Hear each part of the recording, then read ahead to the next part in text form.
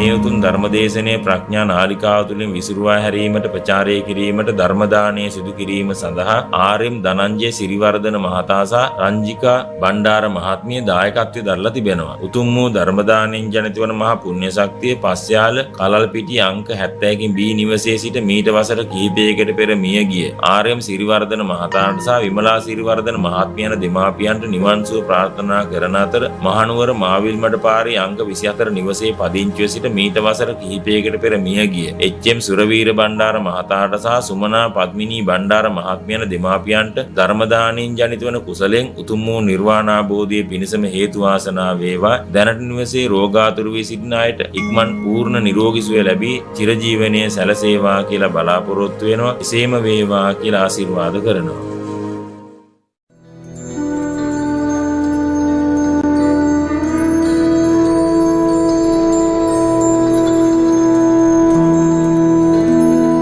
නමෝ තස්ස භගවතෝ අරහතෝ සම්මා සම්බුද්දස්ස නමෝ තස්ස භගවතෝ අරහතෝ සම්මා සම්බුද්දස්ස නමෝ තස්ස භගවතෝ අරහතෝ සම්මා සම්බුද්දස්ස මානාරාමා භික්ඛවේ පජා මානරතා මාන සම්බුදිතා සතතාගතෝ මාන විනේ ධම්මං දේශේ මානෝ සුසුසති සෝතං වදහති චිත්තං පග්ගන්හාති මෙම ධර්මානුශාසනාවේ සදහැවර දායකත්වයේ දරන්නා වූ අනුග්‍රහක පින්නතුන් ප්‍රමුඛ ධර්මදේශනාව නරඹනු ලබන සදහැවර පින්නතුනි අංගුත්තර නිකායේ චතුක්ක නිපාතේහි ආචාර්ය අද්භූත කියලා සූත්‍රයක් තිබෙනවා. බුදුවරු ලෝ පහළ වුණෙන් පස්සේ සිදුවෙන්නා වූ ආශ්චර්ය ධර්ම 4ක් මේකේ සඳහන් කරන්නේ. මේ ආශ්චර්ය ධර්ම 4න් එකක් මින් පෙර ධර්ම දේශනාවක් මගින් මා කළා. 4ම එකට කරන්න කාලය මදි. අද මා මේ දෙවෙනි එක තෝරාගන්නේ. පළවෙනි එකේ තිබුණේ ආලයා රාමා භික්ඛවේ පජා ආල රත ආල සම්මුදිතා කියලා. ප්‍රජාව සම්බන්ධයෙන් පවතින දුර්වලකමක් ඒකේ පෙන්වන්නේ. ඒක මම පැහැදිලි කළා ඔබට නැවතත් අහන්න ලැබෙන්න පුළුවන් නැවත ප්‍රචාරයක් ඉල්ලුවොත් කවුරු හරි. නමුත් මම මෙතන යලිත් කියන්න කැමතියි මේ ආශ්චර්ය අද්භූත කියන වචනේ අපි හිතන එකක් නෙවෙයි කියන එක පිළිබඳව. ගහකින් මුලක් ඇවිදින් රූපයක් හැදුනොත් හරි කොතකින් ආලෝකයක් විහිදුනොත් හරි මොනවා හරි මේ වගේ අපි මේ ඇස් දෙකට පේන ආශ්චර්ය අද්භූත බවල් තමයි හොයන්නේ. ඒවට කිසියම් හේතු තියෙන්න පුළුවන්. ඒවා හරියට නිරීක්ෂණය නොකර ඒවා පිළිබඳ හරි වැරදි විචනය කරන්න මා යන්නේ නැහැ. ඒවට යම් යම් හේතු තියෙනවා. අපි නොදකින හේතු. ඒ නිසා බුදුන් වහන්සේ පැහැදිලි කරවා දාන්නේ එහෙම එකක් නෙවෙයි. බුදුවරයෙක් ලෝට පහළ වීමෙන් හෙළි කරන කාරණා තුල කරුණාවට හා ගැනීමෙන් මිනිස් මනසේ පරිවර්තනයක් මේ පෙන්වන්නේ. මිනිස් මනස තුල සිදුවෙනා වූ විප්ලවයක් මේ පෙන්වන්නේ. ඒක තමයි ආශ්චර්ය අද්භූත ධර්මයේ වශයෙන් පෙන්වන්නේ. ඒ කියන්නේ අප පිළිබඳව අපි නොදත් දෙයක්. අපේ දැනුමෙන් සීමාවට එහාගේ රහසක් තථාගතවරු ලෝකෙට එලි කරනවා. අපේ දැනුම් සීමාව කුමක්ද බලන්න? දරුවන් වශයෙන් ඉපදිනවා. ඉගෙන ගන්නවා. ඊට පස්සේ රැකියාවක් ලබා ගන්නවා. හොඳ රැකියාවක් නම් ආදායම හොඳයි. එතකොට යාන වාහන නිවාස හමු වෙනවා. විවාහය ආවාහය කරගන්න පුළුවෙනි. රටට මෙහෙවරක් කරන්නත් පුළුවෙනි තම තමන්ට. තෘප්තිමත් වෙන්නත් පුළුවෙනි. ඉන්ද්‍රිය ගෝචර සැපත ලබන්නත් පුළුවෙනි. ඊට එහා දෙයක් තේරෙන්නේ නැහැ අපට.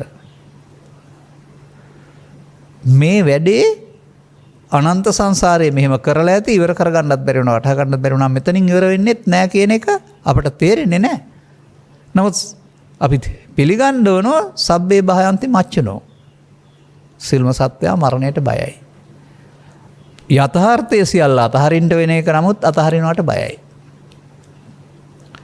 මේ නිසාම ආගම් මරණයෙන් එහා පැත්තට ආය උපදින්නේ නැහැ කියලා කතා කරන නාස්තිකවාදීන් ටිකක් කරනවා. හැමෝම මරණයෙන් එහා පැත්තට පැවැත්මක් පිළිගන්නවා. බුදු සමයේ හේතුඵල න්‍යාය වශයෙන් පුනර්භවයක් පෙන්වන අතර Hindu දහම තුල ආත්මයක් පරලෝ යාම පෙන්වනවා. ඒකට පුනරුත්පත්ති කියලා.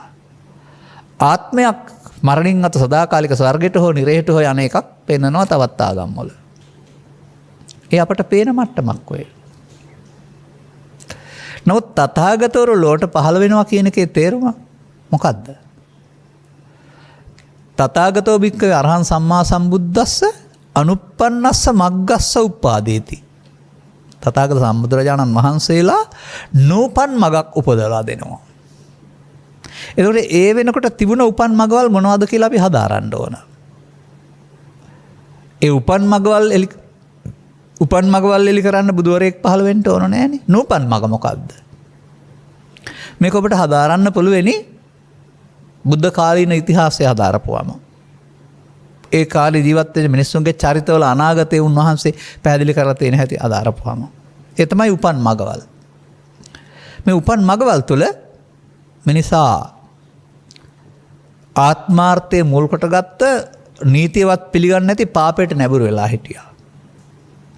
මෙබැවින් ඔවුන් පාපයේ ජීවිතේ බවට පත් කරන ජීවිතය අතහැරෙනකොට පාපයෙන් පරලෝ ගියා. කිසියම් මානසික දියුණුවක් නිසා හෝ නීති පද්ධතියක් පිළිගැනීම නිසා හෝ යම් ආගමක සදාචාරය පිළිගැනීම නිසා හෝ අපි මේ සම්මතයේ කතා කරන පාපයෙන් බැහැර වෙලා සුබ සාධනය යහපත් කාරණා කටයුතු එක එක වචන වලින් පාවිච්චි කරන්නේ ආගම් වල ඒවට හුරු වෙලා හිටියා. අපි කියනවා පින්කම් කියලා. එතකොට ඔහුගේ ජීවිතේ ඒවට හුරු වෙනවා. ජීවිතාවසානයේ ඒත් මරණයටපත් වෙනවා. මේ සියල්ල දාලා යන්න සිද්ධ වෙනවා. එතකොට චිත්තාභ්‍යන්තරේ පිනනම් පිරුනේ පිනෙන් පරලෝ යන්න වෙනවා. මම මේ පෙන්වන්නේ බුදුන් වහන්සේ පහළ වෙන්න පෙර තිබුණ දේවල්. තවත් මේ ඉන්ද්‍රිය ගෝචර සැපතේවත් gedare ඉඳන් විඳින මේ පස් දොරේ සැපතට වඩා හොයා සැපතක් හොයපු අය හිටියා. ඔවුන් ඒ සඳහා තෝරාගත්තේ වනාන්තරය. ඔවුන් ඒ සඳහා තෝරාගත්තේ ලෝකෙන් මග ඇරලා ඉන්න එක. මග ඇරලා චිත්තාභ්‍යන්තරේ සංසුන් තැනකට හුරු කරන එක. නමුත් නූපන් මග ඉපදිලා නැහැ. ඒ නිසා ඔවුන්ගේ අත්හදා බැලීම් තමයි ක්‍රියාත්මක වුණේ. ඒ තුළ ඔවුන්ට දිවස දිවකන පරචිත්ත විඥාන ඥානෙ පුබ්බේ නිවාස ඥානෙ කියන මේ ඥාන සමග මරණයෙන් එහා පැත්තට අපාගත වීමෙන් ගැලවුණත් මරණයෙන් එහා පැත්තට මිනිසුන්ගෙන් ගැලවුණත් මරණයෙන් එහා පැත්තට ඝනකයක් නැති බොහෝ කල් සංසුන්ව ඉන්න පුළුවන් තැනක් හමු වුණා බඹලව කියලා. අර ආලාර කාලාම උද්දකරාම පුත්‍ර වැනි අය ගාව 8 වෙනි ධානය උපදවාගෙන අරූපාවචර බඹලව ඉපදුනා නැත්නම් නේව සංඥා නා සංඥායතනෙ දක්වා සසරක් හදන් හිටියයි කියලා පෙන්නනවා. මේ එකක්වත් බුදුවරයා පහළ වුණ ඒවා නෙවෙයි. මතක තියාගන්න. මේ බුදුවරයා පහළ වෙනකොට මිනිස්සුන් හොයාන හිටපු දේවල්. එහෙනම් මම දකිනවා පවෙන් පරලෝ යාම සමාජයේ තිබුණා, පිනෙන් පරලෝ යාම සමාජයේ තිබුණා, ධානෙන් පරලෝ යාමත් සමාජයේ තිබුණා. බුදුවරයා ලෝකෙට හඳුන්වා දුන්න මග කුමක්ද? අන්න එහෙමයි අපි බුදුන් ගැන හොයන්න ඕන. අන්න ඒ හොයා දීපු මාර්ගය තුළ මිනිසාගේ හිතේ පරිවර්තනයේ දේත් වෙන දේ තමයි මේ ආශ්චර්ය අద్භූත බව. අසිරිමත් දෙයක් ඒක. අద్භූත කිව්වහම අපි කතා කරන අර භයානක විශ්වාස කරන්න බැරි දෙයක් කියන එක නෙමෙයි එතන පෙන්නන්නේ. අසිරිමත් දෙයක් සිදු වෙනවා. කුමකින්ද? තථාගතරු පහළ වෙලා එලි කරන මාර්ගය තුළින්. අන පළවෙනි කොටස තමයි මම පෙන්වා තිබුණේ ඔබට අර මුල් දේශනාවක් තුළ ආලය ආරාමා භික්ඛවේ කියන පදයෙන්. ඒක විස්තර කරන්න මම අද කාලය ගන්නෙ නැහැ. ඒ වෙනුවට මම ගන්නවා කාලය දැන් ගත්ත කාරණාව. මහණෙනි ප්‍රජාව. ප්‍රජාව කියන්නේ මිනිස් වර්ගයා. මානාරාමා භික්ඛවේ. ආරාම කියන්නේ වාසස්ථානය, නවතැන් පොළ. ඔය කියන්නේ ස්වාමින් වහන්සේලා ඉන්නතැනට ආරාමය කියලා. මානේ නවතැන් පොළක් කොටගෙන තමයි ප්‍රජාව ජීවත් වෙන්නේ. මාන රතා. මානෙහි ඇලුනේ වෙයි. මාන සම්මුදිතා. මානෙන් සතුටු වෙයි. මෙන්න මේක මිනිස් ප්‍රජාවගේ කැඩපතයි. මිනිස් ප්‍රජාව මේකට එබිලා බලන්න Taman කවුද කියලා. මේ මිනිස් ප්‍රජාවගේ හැටි බුදුන් වහන්සේ පෙන්වන්නේ. මෙතන තියෙනවා යම්කිසි වරදක්. එහෙම නැත්නම් මෙතන තමයි මේ මුලාව තිබෙන්නේ. අපි අර ජීවිත අවසානයට ළඟා වෙන විට තෘප්තිමත්ව යන්න බැරි අකමැති පරලෝකයට යන්න සිද්ධ වෙන වරද තියෙන්නේ මේ ආරාමයේ තුල පදිංචි නිසා. දැන් ඉතින් අපි තව ටිකක් එහාට ඔක ගන්න වෙනවා. මාන පදේ සාමාන්‍යයෙන් පාලියෙන් සිංහලට එනකොට වර්ෂාපතන මාන, කෝණ මාන, උෂ්ණත්ව මාන කියලා බහලා ඇති. ඒ මාන කියන එකේ තේරුම මනින උපකරණය කියන එකනේ. නමුත් මේ උපකරණයට එන්නේ ඉස්සලා මිනිසුන් ළඟ පවතිනා වූ මානයක් පිළිබඳව බුදුන් වහන්සේ පැහැදිලි කරනවා. ඒක ඇතුලේ ජීවත් වෙනවට තමයි මානාරාමා කියලා කියන්නේ. මේක සාමාන්‍යයෙන් නාවිද මානය කියලා පොත්පත් උගන්වනවා. එහෙම නැත්නම් සෙය්‍යමාන, සදිසමාන, හීනමාල කියනත් උගන්වනවා. එහෙම ගත්තට මට මදි, මම ගැඹුරට පෙන්වන්න ඕන. සෙය්‍ය තමන්ට වඩා උසස්, සදිස තමන් හා සමානව, හීන තමන්ට වඩා පහත්. ඒ තමයි අර කෝණමානයේ මනිනවා වගේ උසස්, මධ්‍යම, පහත් කියලා මනින හැටි. මේ මැනීමේදී මොකද වෙන්නේ? මැනීමේදී ද්විත්වයක් හැදෙනවා. සාපේක්ෂ බවක් හැදෙනවා. ඒම සතර බන්ධනයයි. මනින්න බෑනේ. දැන් වර්ෂාපතන මානේ ඊට වඩා අද වැස්ස වැඩි කියන්නේ ඊයේ වැස්සට සාපේක්ෂව කියන්න ඕනේ. ඊට වඩා වැස්ස අඩුයි කියන්න සාපේක්ෂව ගන්න වෙනවා. ඒ නිසා මනින්න ගියාම අනුන් මනින්න ගියාම Taman මැනෙනවා. මේ සමස්ත සමාජයේම මිනිස් හදවතේ ස්වභාවය, සිතේ ස්වභාවය තමයි මේකේ පෙන්වන්නේ. අපි ඒක හදාarලා ඉමු. ඊට පස්සේ තමයි තථාගතයන් වහන්සේයින් ගැලවෙන්න අර නූපන් මග උපදවලා ඉදිලා තියෙන්නේ. අපි ගනිමු මෙහෙම. ඔබේ නම කුමක්ද? මම අහවලා. එහෙම අපි පාවිච්චි කරනවානේ. තථාගතයන් වහන්සේ පවා මම සම්මා සම්බුද්ධ කියලා වදාලා. ඒ මම පදේ පාවිච්චි කරන්නේ මම කියන අකුරු දෙකෙන් අපේ ශරීරයට. නමුත් බුදුරජාණන් වහන්සේගේ මාන මම කියන පදේ පාවිච්චි වෙන්නේ ශරීරය මුල් කොටගෙන නෙමෙයි. ඊට වඩා ගැඹුරු කරුණක්. ඒ නිසා කෙනෙක් කල්පනා කරන්න එපා ශරීරයේ කොටස් 32කට බෙදලා මේ කෙස්වල ලොම්වල නියවල මේකේ මම කියලා කෙනෙක් නැති නිසා මේකේ මම කෙනෙක් නැහැ කියන මේ ග්‍රාම්‍ය බණ නොදියුණු බණ ත්‍රිපිටකයේ තියෙනව නෙමෙයි. කවුරු හරි හදපු මෝඩ බණක්. ඒකෙන් බලන්න බෑ අපට. අපි ඇත්තටම අපේ මම ඉන්න තැන හොයා ගන්න ඕන. ඒක තමයි බුදුන් වහන්සේගේ පැහැදිලි කිරීම. එවිට අපට මම කියන අකුරු දෙකක් නෙවෙයි, මම කියන කයත් නෙවෙයි. ඊට එහාට මේ බුදුන් වහන්සේ මේක පෙන්වන්නට අපිව වෙනත් විදිහකට බෙදනවා. අපි නම් මේක දකින්නේ පණ තියෙන මිනිස්සෙක් විදිහට. නමුත් අපිට අවමගුල් උත්සවයට ගියාම පේනවා මේ මිනිස්සයා නිහඬයි. දැන් කතා බහ කරන්නේ නැහැ, ඔක්කොමත් ක්‍රියාකාරකම් අක්‍රියයි. ඇයි ඒ? අපි එකට මැරුණ නිසා කීවට ඇත්ත සිද්ධිය නම් මම දකින්නේ කයෙන් සිත වෙන්න ඕන නිසා, හෙවත් කය පාලන කරන සිතේ බලවේගය අවසන් ඕන නිසා. ඇත්තනම් පිළිගන්න. එහෙනම් අපට ඒකෙන් තේරුම් ගන්න පුළුවන්කමක් තියෙනවා අපි පුද්ගලයෙක් වශයෙන් කතා කළාට මේක කය සිතේ දෙක එකතුවක්. අර සිත ඉවත් වෙන නිසා තමයි කය පොළොවට පස් වෙන්නේ. මේ ඝන කයකට සත්වයකට හෝ අපට සිතක් නැතුව ඉන්න බෑ. නමුත් බුදුරජාණන් වහන්සේගේ ඉගැන්වීම වලට අනුව කයක් නැති සිත් තියෙන සත්වයෝ ඉන්නවා. අපිට තමයි කයක් තියෙන සත්තු පේන්නේ. ඔය අපේ හැට පේන ගවසුනක ආදී සත්වෙන් සහ අපි. නමුත් ප්‍රේත හරි, භූත හරි, දේව හරි, බ්‍රහ්ම හරි කියන්නේ සත්තු. හැබැයි කයක් නැහැ. කයක් නැති සිතකට පවතින්න පුළුවන්. හැබැයි කයක් හැදුනොත් කය පවතින්නේ නැහැ සිතක් නැතුව. කය සිත වෙච්චන ගමම්ම මරණයටපත් උනායි කියලා කියනවා. දැන් මෙහෙම තේරුම් ගත්තට සිත මදි. මේ ගමන යනකොට තව තේරුම් ගන්න ඕන බුදුන් වහන්සේ වදාළ පරිදි සිත මව්කුසින් බිහි වූ තැන් පටන් මෙයන තෙක්ම තිබෙන එකක් නෙවෙයි. ඔබට තේරෙනවානේ ලෝභ සිත, ද්වේෂ සිත, මෝහ සිත, බය සිත, තරහ සිත මේවා එනවා යනවා. නවත්තන්න බෑ. එහෙනම් මව්කුසෙන් බිහි වී ජීවිතාවසානයේ මරණයට අමතරව සිතින් සිතට අපිට මරණයක් සිද්ධ වෙනවා. තව ටිකක් එහාට යනකොට මේක බුදුන් වහන්සේ වදාරනවා සිත් උපදින්න ඔබට තැන් 6ක් තියෙනවා. ඇහැ, කන, නාසය, දිව, කය. ආගමක් නැහැ ඔක්කොටම හරිනේ. අන්න ළමා කාලේ මේ 6 අපි මව්කුසේ හදාගෙන මෙහාට ඇවිදින් මේ පහෙන් ලෝකේ හඳුනා ගන්නවා. හඳුනාගත්තෙන් පස්සේ ඒව ආශ්‍රයෙන් අපට බාහිර උදව්වක් නැතුව සිතකුත් හැදෙනවා මනෝද්වාරය කියලා. ඒක තමයි කල්පනා වෙනවා, හීන පේනවා කියන්නේ. මෙහෙන් හදාගත්ත එක පේන්න ගන්නවා. හදාගත්ත පරිදි. දැන් මිනිසා කියන්නේ දොරවල් 6ක එකතුවක්. මිනිසා කියන්නේ සිතේ කය එකතුවක් කියලා දැනගත්තත් මදි. දැන් මේ සිත පාලියෙන් උගන්වනවා. ඇහෙන් උපදින සිත චක්කු විඤ්ඤාණය, කනෙන් උපදින සිත සෝත විඤ්ඤාණය, නාසයෙන් උපදින සිත ගාන විඤ්ඤාණය, දිවෙන් උපදින සිත જીවහා විඤ්ඤාණය, කයෙන් උපදින සිත කාය විඤ්ඤාණය.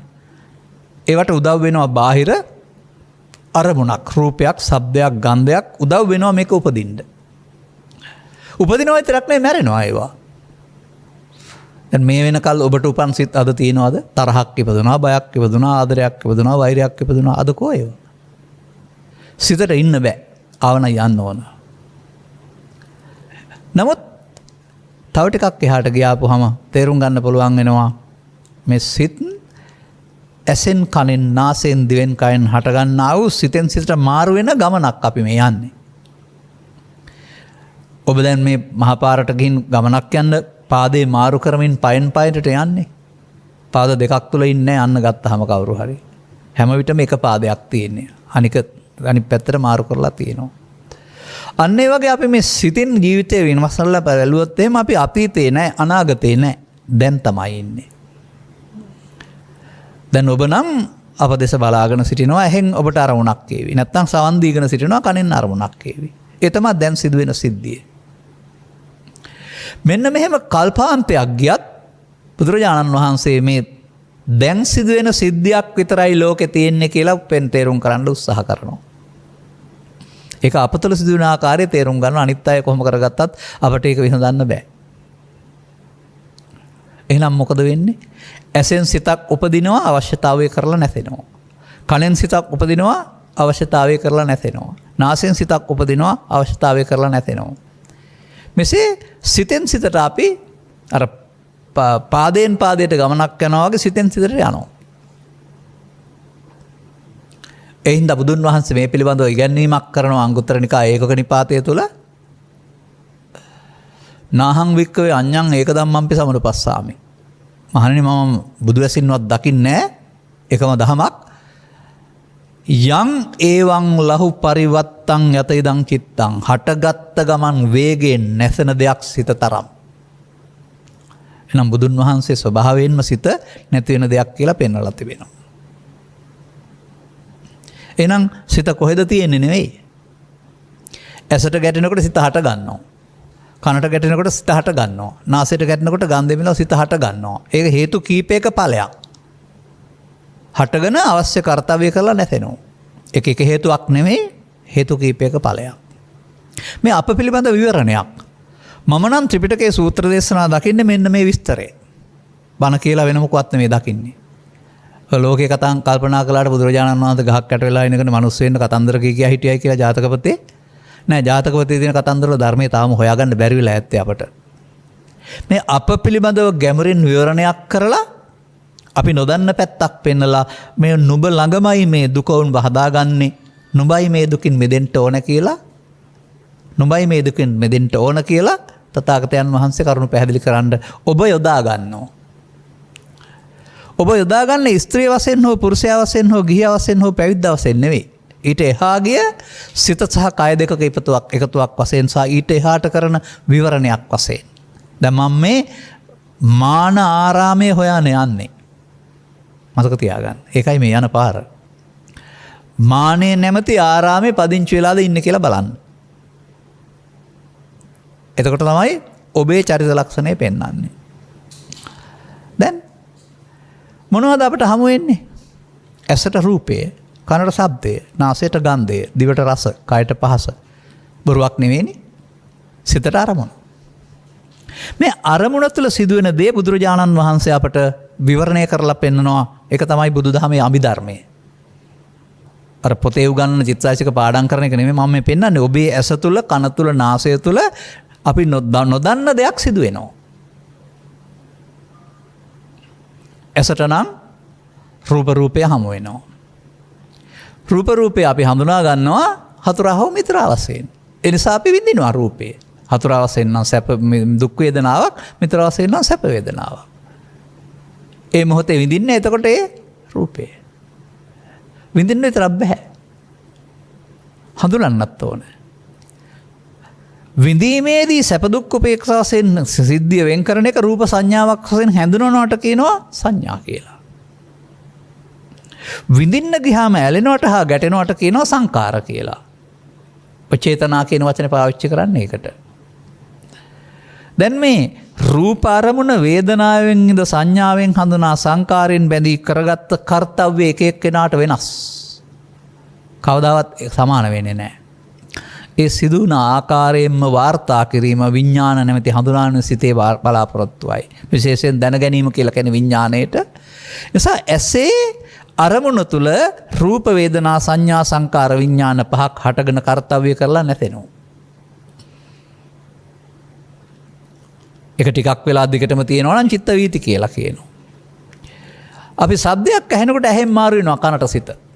දැන් සෝත විඥාණය. දැන් ශබ්දයේ හඳුනන සිත පහළ වෙනවා. එතනත් ශබ්ද රූපය වේදනාවෙන් විඳ සංඥාවෙන් හඳුනා සංකාරයෙන් බැඳී විඥාණයෙන් දැනගන්නා වූ ආයත් රූප වේදනා සංඥා සංකාර පහ. මෙසේ ඇසෙන් කනෙන් නාසයෙන් දිවෙන් කයෙන් සහ සිතින් පිළිවෙලක් නැතුව අරමුණ මුල් කොටගෙන රූප වේදනා සංඥා සංකාර පහක්වත් පංචස්කන්ධයක් හට ගන්න බව පංචස්කන්ධ හයක් හට ගන්න බව සත්තට්ඨාන කුසල සූත්‍රයේ බුදුන් වහන්සේ වදාරනවා. ඔබ මොනවද දැනගෙන හිතන උදට කමන්නේ මේක ඇත්ත නම් තේරුම් ගන්න. අමුතුවෙන් බණ ගොඩක් දැනගන්න ඕන නැහැ. මේ කියන කතාව ඇත්ත නම් ඔබ ළඟනේ. උන්වහන්සේ වදාරනවා වේදනා 6යි සංඥා 6යි සංකාර 6යි විඥාන 6යි පහළ වෙනවලු. එහෙනම් කොහෙන්ද? ඇසෙන් කනෙන් නාසයෙන් දිවෙන් කයෙන් සිතින්. එහෙනම් වේදනා පහළ වෙන්නේ ශරීරයේ මුල් කොටගෙනද? රූපය, ශබ්දය, ගන්ධය, රසය, ස්පර්ශය, අරමුණ කියන 6 මුල් කොටගෙනද? එනිසා වේදනාවට සංඥාවට සංකාරයට විඥාණයට පාත්‍ර වෙන්නේ අරමුණ කියන නිගමනයට එන්න සංයුත්ත නිකායේ සත්තට්ඨාන කුසල සූත්‍රය හොඳටම උදව් කරනවා අපට. මම එහෙම පෙන්වන්නේ වෙනත් විදිහක් සමාජයේ තියෙන නිසා මට ඒ වැරදි ආකාරය කියලා දෙන්න ඕන නැහැ. අනන්ත කාලයක් මම කියලා තිනවා මේ ඇත්ත නම් පිළිගන්න. දැන් තථාගතයන් වහන්සේ වදාරන්නේ ඔබ මෞකසෙන් බිහි ජීවිතාසානයේ සිදුවෙන මරණය සම්මුති මරණය මේ අරමුණෙන් අරමුණට සිදුවෙන මරණය ස්කන්ධ පංචකයාගේ ඉපදීම මැරීම. දැන් මේ ස්කන්ධ පංචකයට මොනවද එන්නේ? රූප එනවා, ශබ්ද එනවා, ගන්ධ එනවා, රස එනවා, පොට්ටබ්බ එනවා. සිතේ නම් ලෝභ එනවා, ද්වේෂ එනවා, ඊර්ෂ්‍යා එනවා, ක්‍රෝධ එනවා, වෛරය එනවා. ඇලුනොත් රූප තණ්හා. ගැටුනොත් ඒත් ඒකමයි. ශබ්දයට ඇලුනොත් ගැටුනොත්, ගන්ධයට ඇලුනොත් ගැටුනොත්. මේ අරමුණු සම්බන්ධයෙන් අපේ රුචි අරුචි ආකාරය අනුව ඇලීමක් ගැටීමක් ඇති කරගන්නවා. දැන් මේ ස්කන්ධ පංචකයට එන දේ හටගෙන නැසෙන කාලය තුල අපි මේ ඇලීම ගැටීම නිසා රූපේ මමය, මම රූපේ තුල මායත, මා තුල රූපය ඇත. වේදනාව මමය, මම වේදනාවේ, වේදනාව තුල මායත, මා තුල වේදනාව ඇත. මේවා රූප වේදනා සංඥා සංකාර පහට 4 5කින් 20කට බැඳෙනවලු අපි. දැන් මම කවුද? කෙස්ද, ලොම්ද, නියද, දත්ද? නැහැ. ඒ මොහොතට ආපු දේ දැඩිව ගැනීම මම. එහෙනම් මම ඉන්නව නෙමෙයි, මම හදනවා. ඒකට බුදුන් වහන්සේ වදාහරනවා ඒතං මම ඒසෝ අහං අස්මින් ඒසෝ මේ අත්තා. ඒක ජීවිතේට නෙමෙයි පෙන්වන්නේ. ඒ මොහොතේ ආපු අරමුණ ඒ මගේ, ඒ මම මගේ, ඒ මගේ ආත්ම. දැන් බුදු සමයේ මම මොකක්ද එතකොට? ලෝභයේදී ලෝභය මම, ද්වේෂයේදී ද්වේෂය මම, ඊර්ෂ්‍යාවේදී ඊර්ෂ්‍යාවදී මම, පවේදී පව මම, පිනේදී පින මම, ධානයේදී ධානය මම. මේවා මමත්වයෙන් ගත්ත නිසා තමයි සත්වයාට අපායක්, දිවි ලෝකයක්, බ්‍රහ්ම ලෝකයක් තියෙන්නේ. ඔන්න අර බුදුන් වහන්සේ පහළ වෙන්න පෙර මම පෙන්නපු පාර. ඒ නිසා උන්වහන්සේ සමස්තයට ගැලපෙන පදයක් දේශනා කරලා තියෙනවා සංයුත්ත නිකායේ කන්දක වග්ගයේ. ලස්සනයි, හරි ලස්සනයි. මඤ්ඤ මානෝකෝ බික්කු බද්දෝ මාරස්ස. අන්න මාන ආව දැන් මම මාන පෙන්වන්න නෙන්නේ. මමත්වයෙන් ගන්නේ නම් මාරයාට බැඳේ. දැන් මොකද්ද මමත්වයෙන් ගන්න? ශරීරයේද? අරමුණ. ඒ අරමුණේදී අරමුණේ ඇලීමෙන් ගැටීමෙන් මොකද වෙන්නේ? අරමුණ මගේ, මම මගේ ආත්මකට වචනෙන් කියවෙ නැතුවට ගන්නවා. ගත්තොත් නිකන් අවසන් වෙන්න බෑ. බද්දෝ මාරස්ස කියන්නේ අනාගත ඵලයක් උපදින්න හේතුවක් චිත්තාභ්‍යන්තරයට බැස ගන්නවා. ඔන්න මානේ වැරද්ද. දැන් එහෙමනම් අපට බුදුන් වහන්සේ වදාරන මෙන්න මේ ස්කන්ධ පංචකයට එන දේ මමත්වයෙන් ගන්න එකට කියනවා අහංකාරය. අහං කියන්නේ මම, කාරය කියන්නේ කර ගැනීම. සමාජයේ ඉතින් ඔය උඩින් යනවට අහංකාරය කියලා කියයි. දුප්පත් මිනිස්සෙක් හොඳට ඇඳගෙන යනකොට ඉස්සරට වඩා ටිකක් අහංකාරයි කියලා. නමුත් පාලි අහංකාරය කියන්නේ ස්කන්ධ පංචකයට එන දේ වරදවා ගැනීමට මමත්වයෙන් ගැනීම. එහෙනම් ලෝභය මම වෙනවා, ද්වේෂය මම වෙනවා, ඊර්ෂ්‍යාව මම වෙනවා, ලොකුකම් මම වෙනවා, පුංචිකම් මම වෙනවා, ධනවත්කම් මම වෙනවා, අංග ලක්ෂණ විකෘතිය මම වෙනවා, හොඳ පැත්ත මම ඕන එකකින් මම හදා ගන්න පුළුවන්. හැබැයි මම කියන එකේදී අනිත් අයට සමානව සහ වැඩි කියන මේ දිත්තේ හැදෙනවා. මඤ්ඤමානය. ඔන්න ප්‍රජාව ඕක තුළ තමයි ජීවත් වෙන්නේ. මානා රාමා භික්කවේ පජා. මහණෙනි ප්‍රජාව මෙන්න මේ මමත්වය ආරාමයක් කොටගෙන ජීවත් වෙනවා. මාන රතා. රැකියාවේ තනතුරු වලින්, නිවාසවල වෙනස්කම් වලින්, වාහනවල වෙනස්කම් වලින්, උගත්කම් වල වෙනස්කම් වලින් අනිත් අයට වඩා Tamanට තියනවා කියලා සතුටු වෙනවා. සම්මුදිතා කියන්නේ සතුටු වෙනවා. රතා කියන්නේ ඇලෙනවා. මාන රතා. ඔන්න බුදුවරයෙක් පහළ නොවන සමාජයේ රටක් ආර්ථික වශයෙන් දියුණුණත් පිරිහුණත් තවත් පැතිවලින් යම් මට්ටමින් දියුණුණත් මේ මාන රතා, මාන සම්මුදිතා, මානාරාමා කියන දුර්වලකම තියෙනවා. ඉතින් ප්‍රශ්නවලට මොනතරම් විසඳුම් හෙව්වත් අන්තිමට නටපු තොইলකුත් නැහැ, බෙරේ පළුවකුත් නැහැ. මට මතකයි 1965-70 කාලේ ලෝකේ ප්‍රශ්න, ලංකාවේ ප්‍රශ්න සියල්ලම ඉවරයි මහවැලිය ආපුවම කිව්වා. ආව 77 වෙනකොට විසඳුනාද අද වෙනකල්? 65-70 කාලේ කිව්වා උත්තර මන්ත්‍රී මණ්ඩලය තමයි කරදර අපට. ඔක අහෝසි කරන්න ඕනේ. අහෝසි කරා. විසඳුනාද ප්‍රශ්න? ඒක රජයක් එපා වෙනකොට ඊළඟ රජය ආපුවම ඔක්කොම හදලා දෙයි කියනවා. ඉතින් මාරු කළා. මගේ මතකෙන්ද 65 ඉඳලා අද දක්වාම විසඳුනාද ප්‍රශ්න? නායකයෝ මාරු කළා. තවත් අලුත් ක්‍රම සකස් කරයි. නමුත් අවසානයේට ඒකම එපා වෙනවා. හොඳයි කියපු එකම නරකයි වෙනවා. හොයාගන්න බෑ අපට මේ ගැටලුව. අන්න ඒ නිසා තමයි බුදුවරු දේශනා කළා වූ ධර්මයක් මෙතෙන්ට උදව් කරගන්න ඕන. මේකේ ඇතුළත තියෙනවා වරදක්. අපි මේ පුද්ගලය වශයෙන් කටයුතු කළාට පුද්ගලය තුළ ඊට පස්සේ කෙලස් කියලා දෙයක් ඇති වෙනවා. අර මානාරාමයේ මොකද වෙන්නේ? චිත්තාභ්‍යන්තරය ලෝභයෙන්, දේශයෙන්, මෝහයෙන්, ඊර්ෂ්‍යාවෙන්, ක්‍රෝධයෙන්, වෛරයෙන් ළමා කාලේ සිට මහලු කාලය දක්වාම අපිරිසිදු වෙනවා. පුංචි දරුවෙකුගේ මූණ හරි ලස්සනයි. නමුත් ඒක එන්න අපි කියන්නේ ඇට්ටර වෙනවා, නැත්තම් කියන දෙහන්නේ හිතුවක්කාර වෙනවායි කියලා. විවාහයේ මංගල පෝරුව මත එකතු වෙන්නා වූ මනාලවල හරිම සුන්දරයි. දෙන්න එක්කෙනෙක් කොට හිතන්න කියලා තමයි උපදෙස් දෙන්නේ. එන්න විවාහය පරණ වෙනවා. කතා බහ අඩු වෙනවා, වෙන ගන්නවා, ගහ ගන්නවා. එහෙම නැත්නම් විවාහයේ දරුවෝ ඉන්න නිසා විග්ග හාදන වෙ ඉන්නවා. එහෙම නැත්නම් දෙපැත්තකට වෙලා ඉන්නවා නීතියෙන් එකට හිටියට. එහෙම නැත්නම් බිරිඳ සැමියා බිරිඳ ගසා මරනවා. ඇයි අර අලුතෙන් එකතු වුණ දවස් වගේ ඉන්න බැරි? කය වරදක්ද? නෑ, අර සිතේ මානය නිසා දෙපැත්තට බෙදලා මනිනෝ. එකතු කරනවා. එදා ඉඳලා මේ ගෙන ආපු එක්කෙනාගේ අඩුපාඩු එකතු කරනවා. සැමියා බිරිඳගේ අඩුපාඩු එකතු කරනවා. බිරිඳ සැමියාගේ අඩුපාඩු එකතු කරනවා. දැන් අඩුපාඩු තුළ ඉඳලා තමයි බලන්නේ. මේ එකතු කරන්න ගියාම දෙන්න අධ්‍යාත්මයෙන් ඈත් වෙන බව උන්ට තේරෙන්නේ නැහැ. මේක තමයි ගැටලුව සමාජයේ පවතින. ආගමික දත්ත නැතත් ලෝකේ රටේ පවතින දත්තානුව ගත් කල යුග දිවි වලින් 50%ක්ම අසාර්ථකයි. 25% විතරයි යම් මට්ටමක සාර්ථක. ඉතින් අනිකත් භාගයට සාර්ථක. ඇයි මේ? ඇයිද අපට අයිති නැති වැඩකින්නේ අපි මේ තෝරන්නේ? ඔය එක තැන පිහිටි ඉර ඇවිදිනවා කියලා හිතාගෙන ඒ ඇවිදිනකොට දරු පිහිටි මණ්ඩල ටිකට නන් ටිකක් දාගෙන ඕකට 12ක් කේන්දර හදාගෙන ඊට පස්සේ මිනිස්සුන් උපදිනකොට ඕකේ තියනවා කියලා 20ක් හරි ගස්සගෙන මේ පොරොන්දම් කියලා ඕක ගලපනවා විවාහ කරන්න. ඔච්චර ඈත යන්න ඕන නෑ. තථාගතයන් වහන්සේ නකුලුත්ථිත සමජීවී සූත්‍රවල පැහැදිලි කරනවා හොඳ කේන්දරයක්. කොටු 4යි තියෙන්නේ.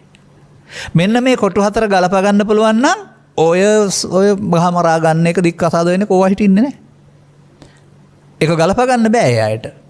මේකට කියනවා සමසද්දා, සමසීල, සමචාග, සමපඤ්ඤා. මේකෙන් පුළුවන් නම් එකතු කරගන්න. බුදු සමයේ තියෙනවා. බුදු සමයේ තහනම් කරන්නේ නැහැ දෙන්නෙකුට එකතු වෙන්න. එහෙම ඕන නැත්තම් බ්‍රහ්මචාරී ජීවිතයක් ධර්මයේ අරන් ගත කරපුවා නැත්තම් එකතු වෙන්න තහනමක් නැහැ. ඒ දරු පරපරක් හදන්න එපාද? ලෝකේ හදන්න එපාද ඉස්සරහට? නමුත් මේ නොගැලපීම කියන්නේ පෘථග්ජන භාවය තුළ අර මානාරාමයේ මේ ගැටුම තියෙන්නේ. මට ඕන විදිහට එහෙම තමයි ස්වාමියා තර්ජනය කරන්නේ. ටික දවසක් යනකොට කේන්ති ආවේදී මේ ගෙදර මට ඕන හැදියට වෙන්න ඕන. බිරිඳ ටිකක් දායදයක් එක්කලා ආව නම් එයා නෑනලා ටිකයි ගෙදර ඉන්න සේවකයෝ ඔක්කොම මට ඕන හැටියට වෙන්න ඕන. එහෙමයි. අර මට කියන්නේ කවුද? කයද? මෙන්න මේ මම තමයි මේ හානිය කරන්නේ. එනිසා මම දකිනවා මිනිස්සුන්ට දුක් ගෙනත් දෙන්නා වූ මාරයා කවුරුත් නෙමෙයි මම. මම කියන අකුරුදක නෙමෙයි, මම කියන කය නෙමෙයි. මමත්වය. අන්න ඒකයි බුදුන් වහන්සේ වදාළන්නේ මානාරාමා භික්ඛවේ පජා මානරතා මව සම්මුදිතා. ලෝකේ පටන් ගත්ත දවසේ ඉඳලා රටවල් වෙනස් වෙයි, සංස්කෘතීන් වෙනස් වෙයි, විප්ලව සිදු වෙයි, ආයෙ හිටපු තැනට යනවා. මේ පහුගිය කාලෙත් එහෙම වෙනස්කම් සිදු වුණා ආයෙත් හිටපු තැනට යනවා. පාලන රට අලුතෙන් හදයි, ප්‍රශ්න වලට ආණ්ඩු ක්‍රම ව්‍යවස්ථා හදලා විසඳුම් හොයයි. හැබැයි ඉතින් මම දකින්නේ හිසේ රදේට කොට්ටේ තමයි මාරු වෙන්නේ. හිසේ රදේ කවදාවත් හොඳ වෙන්නේ නැහැ. කල්පනා කරලා බලන්න. තව කොච්චර කල් ගියත් ඒක එහෙම තමයි. අපි නම් මේක දකිනවා. ඒ නිසා අපි පෞද්ගලිකව දේශපාලනඥයන්ට බලය පවරා සියල්ල විසඳා දේවි කියන මතේ ඉන්නේ නැහැ කවදාවත්. ඔවුන්ට කරන්න පුළුවන් ටිකයි. ඒ ටිකට මොකද්ද කියන්නේ? ඒ ටිකට කියන්නේ සමාජගත දුක. ජලයේ විදුලිය දුරකථන මහා මාර්ග නැති එක වුන් විසඳලා දෙයි. නමුත් මිනිසාගේ ලෝභ දේශ මොහ නිසා හටගන්නා වූ චිත්තසංතානගත දුක තියෙනවා. ඒක 16න් 15ක්. අරක 16න් 1යි. තථාගතයන් වහන්සේ වදාරන්නේ එමයයි. කලං නග්ගන්ති සෝලසින්. ඒ නිසා අම්මට තාත්තට පාලනයට පුළුවන්කමක් තියෙන අපේ ජීවිතේ පවතිනා වූ 16න් එකකට විසඳුම් දෙන්න විතරයි. ඒකට කියනවා සමාජගත දුක. අර චිත්තසංතානගත දුක මානාරාමයේ නිසා හැදෙන්නේ. මානාරාමා භික්ඛවේ පජා.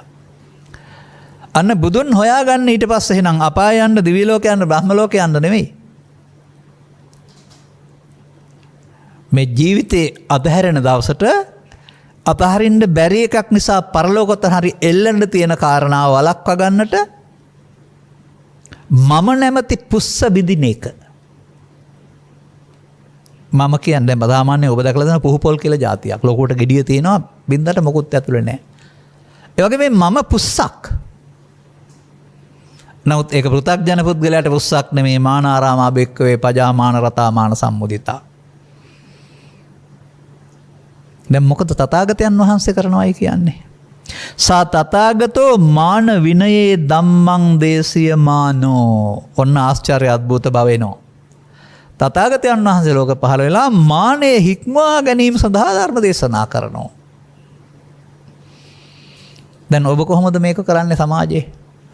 ඒතං මම ඒතෝ අහං අස්මින් ඒසෝ මේ අත්තා. එය මගේ, එය මම මගේ, එය මගේ ආත්ම. කුමක්ද එය? පාලි භාෂාවේ එය ඕනෑම දෙයකට යොදන්න පුළුවන්. මේ කෝප්පයටත් යොදන්න පුළුවන්, මේ බුලත් කොලයටත් යොදන්න පුළුවන්. ඒ විතරක් නෙමෙයි සිතට එන ලෝභයට, ද්වේෂයට, මෝහයට, ඊර්ෂ්‍යාවට, වෛරයට, පවට, පිනට, ධානයට ඕන දෙයක් එය. දැන් මොනවන්ද මම හැදෙන්නේ? බුදු සමේ කෙස් වලින්, ලොම් වලින්, නිය වලින්, දත් වලින් හැදෙන්නේ නැහැ. අරමුණ රාග දේශ මොහ වශයෙන් අල්ලා ගැනීමෙන් මම හැදෙනවා. ඒතන් මම. දැන් එහෙනම් එක ඇහෙන් උපදින පංචස්කන්ධේ ඉන්න මම වෙනයි.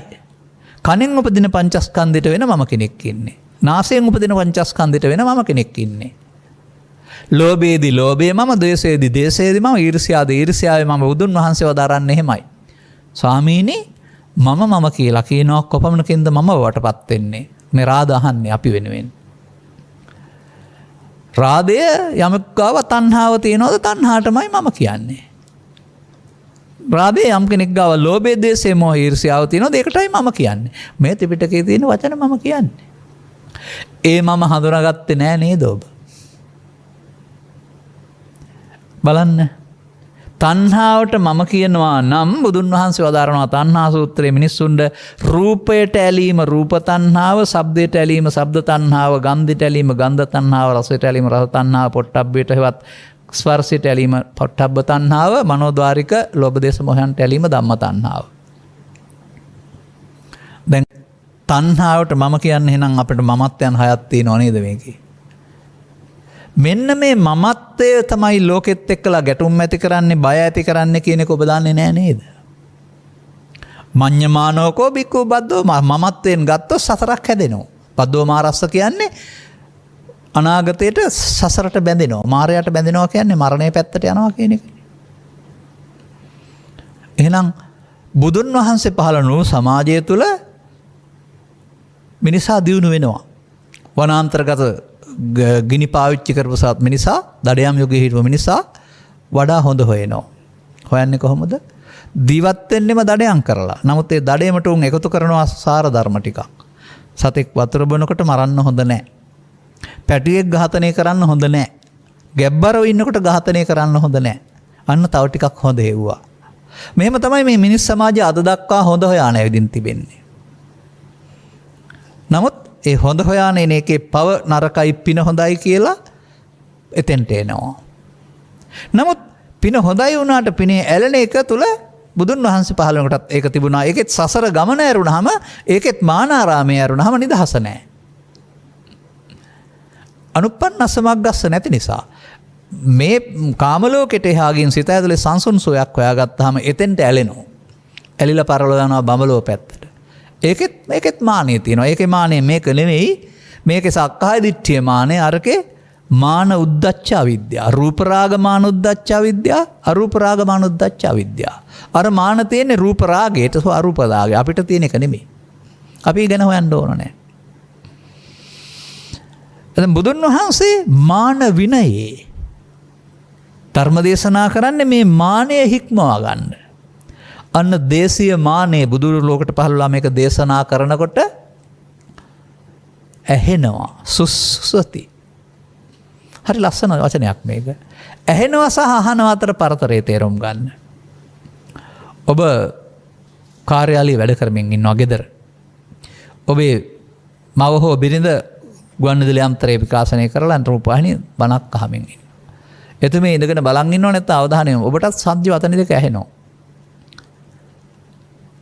මොනවා කිව්වත් දන්නේ වචනයක් දෙකක් නම් තේරෙනවා. සමහර විට හිත්ගත් වචනයක් අහුනොත් අවධානය යොමු වෙනවා. අන්න ඒ වගේ මේ ලෝකේ අපට මාධ්‍ය හුඟක් තියෙනවා නිසා පේනවා ඇහෙනවා යනකොට.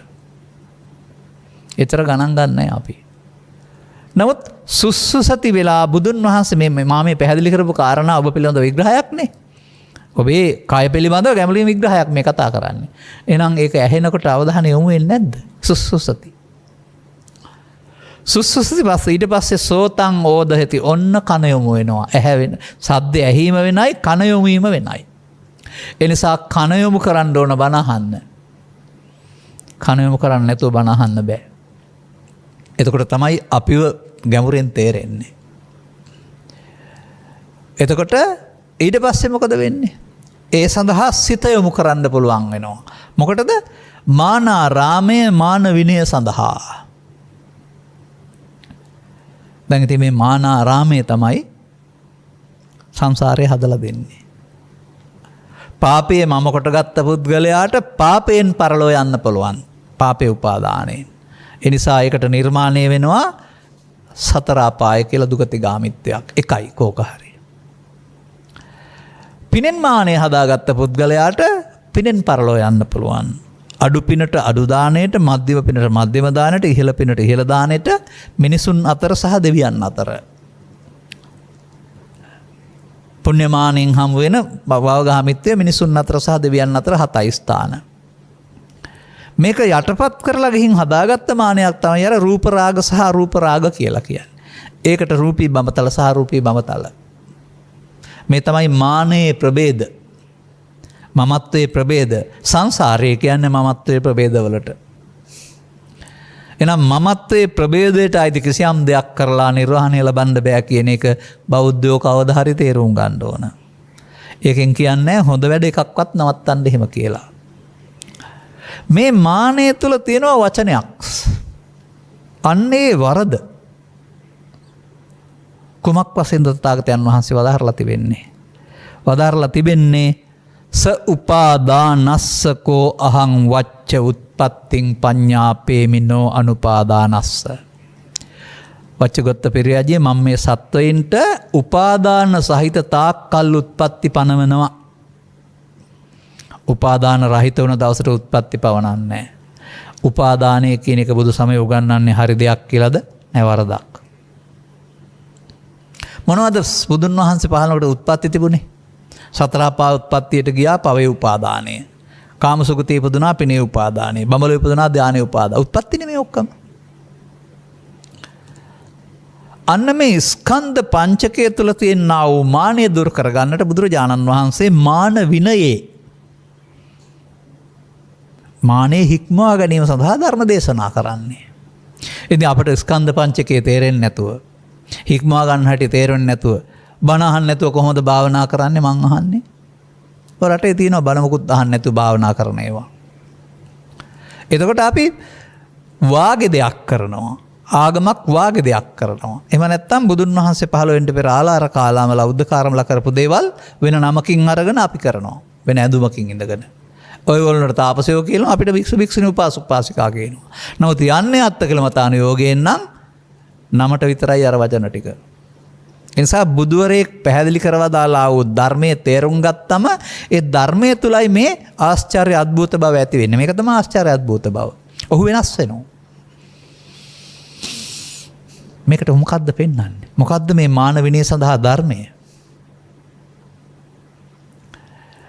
මමත්වෙන් ගත්තොත් මඤ්ඤමානෝ කෝබික්කු බද්දෝ මාරස්ස. එතකොට එහෙනම් ස්කන්ධ පංචකයට දේ මම කොට ගත්තොත් ඒක අවසන් වෙන්නේ බැඳිලා. ඒ මමත්වෙන් ගැනීමට කියනවා පංච උපාදානස්කන්ධය. අන්න පංච උපාදානස්කන්ධේ මම ඉන්නවා. ඒරුණාම ශරීරේ මම ඉන්නව නෙවෙයි. පංච උපාදානස්කන්ධේ මොනවද තියෙන්නේ? ලෝභයද, ද්වේෂයද, මෝහයද, ඊර්ෂ්‍යාවද, ක්‍රෝධයද, වෛරයද? ඒ තමයි මම. මමත්වෙන් ගත්තොත් ස්කන්ධ පහටගෙන නැසුනට සසරක් හදලා නැසෙන්නේ. ඒකේ මාන විනයක් නැහැ. නමුත් එතන වචනයක් වෙනවා අමඤ්ඤමානෝ මුත්තෝ පාපිමතෝ. ඔබට මමත්වෙන් නොගෙන ඉන්න පුළුවන් නම් මේ මායාවෙන් මිදෙනවා. දැන් ඒක නේද මාන විනය කියලා කියන්නේ? අන්න ඔබේ මම හඳුනා ගන්න. පුතග්ජන පුද්ගලයා තමන්ට පවතින ඕනෑම දෙයක් උදව් කරගෙන අන් අය හෙලා තලා කතා කරන්න, පහත් කරන්න, උසස් කොට පෙන්නන්න, ලොකුම් පෙන්නන්න. මම උදාහරණයක් මෙහෙම කියන්නම්. ඔය මෑත දින විශේෂතර ගානේ යාන වාහන එක්කලා ඉතින් හැමෝම ගන්නවනේ වාහනයක්. මගේ හිතවතෙක් මට කියනවා ඔහුත් වාහනයක් කරන් යනවා. ඔහු යන්නේ මේ විදුරු වහගෙන. ඔහුගේ හිතවතෙක් වාහනයක් කරන් තියෙනවා. හැබැයි දොර අරගෙනලු යන්නේ. මොකද වාහනයක් තියෙන බව පේන්න ඕනලු සමාජයට. දැන් අර අමතර වැඩක් නේද? වාහනේ ගත්තේ පේන්නද Taman ඕනේ වැඩේ කරගන්නද? අන්න ඒක තමයි ඔය අනිත් මාට පතරන පීඩනය කියලා ලොකුකම් පෙන්වන්න යන්නේ. ඒ ලොකුකම තියෙන්නේ අර මම කියන මුලාවේ අරුණාම නැත්නම් ආර්ථික හැකියාවට අනුව ඉතින් ලක්ෂ 10ටත් ගනි 15ටත් ගනි කෝටියටත් ගනි වාහන. පාරේ යන්න පහසුවක් නේ තියෙන්නේ. සොය පහසුකම් වෙන අය අනතුරු අඩුයි. නමුත් තම තමන්ගේ හැකියාවට අනුවනේ. කාර් එක දන්නවද මේක ලොකුයි මේක කුඩයි කියන්න? අපි නිදන්නේ. අන්න ඒ විදිහට අපි මේ මිම්මත් මැනීම තුළ මොකද වෙන්නේ? තමන් සහ අනුන් කියන ද්විත්වයක් හිතේ හට ගන්නවා. දොත්තානුපස්සනා කියලා සූත්‍රයක් වෙනම තියෙනවා. ඔකේ පෙන්වන්නෙම මේ දෙකක් හදාගෙන දුක් විඳිනවා කියන එක. මොකද ඔය ලස්සන කතාවක් තියෙනවා. මේක මම මේ පසුගිය දවසක දේශනා කළා ගාථාවෙන්. අද මම ගාථාව ගන්නෙ නැහැ. මේ ඒක ත්‍රිපිටකයේ තියෙන ලස්සන කතාවක්. ස්වාමීන් වහන්සේ කෙනෙක් පිණුසිඟා වඩිනවා. අම්මා කෙනෙක් වීපලනවා. වීපලන අත් දෙකේ තියෙනවා එක අතක තනි වලල්ලක් සහ අනිත් අතේ වලලු දෙක. අපි දකන් අපි හිතන් ඉන්නේ මේ වීපලන දැක්කම රහත් වෙන්න පුළුවන් කියලා. එහෙමයි මම කුඩා කාලේ ඉගෙන ගත්තේ. නමුත් අද මම දකිනවා තනි වලල්ල ගැටෙන්නේ නැහැ, දෙකක් ගැටෙනවා.